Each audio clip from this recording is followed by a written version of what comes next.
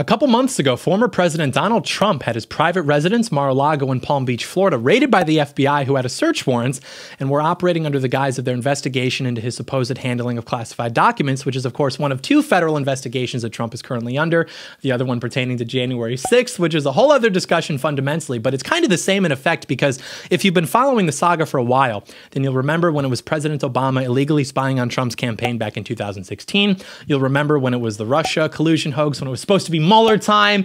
You'll remember the two impeachment attempts. You'll remember the literal and shameless equating of January 6th with 9/11, the incessant attacks on his character. Of course, every anonymously sourced tabloid scandal in between that circulated throughout the media as if they were gospel. You're talking gemstones of investigative journalism, such as the P-tape, finally all leading up to where we are now, with his most influential allies being targeted by the federal government while he's greeted with a subpoena from the January 6th committee. Now, there are essentially two ways of viewing this, which we'll discuss.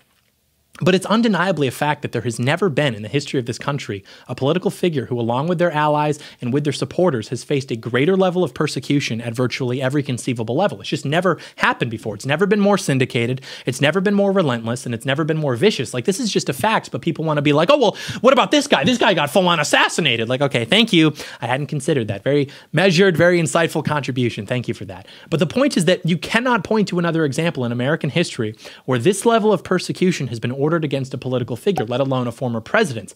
And people who don't like Trump will say, well, it's because he broke the law and he was mean. It's like, okay, an alleged error in filing documents according to the National Archives. So what, he like pissed off the top librarian in the nation? Yeah, lock him in a cell, throw away the key. This is just one of the sobering realities of politics, which has always been the case. And people know this, but they don't actively think about it and trace its implications, and that's that there is no such thing as a nation of laws. The people who pull the strings are always going to reward and make exceptions for themselves and for their friends, and they are always going to persecute their enemies.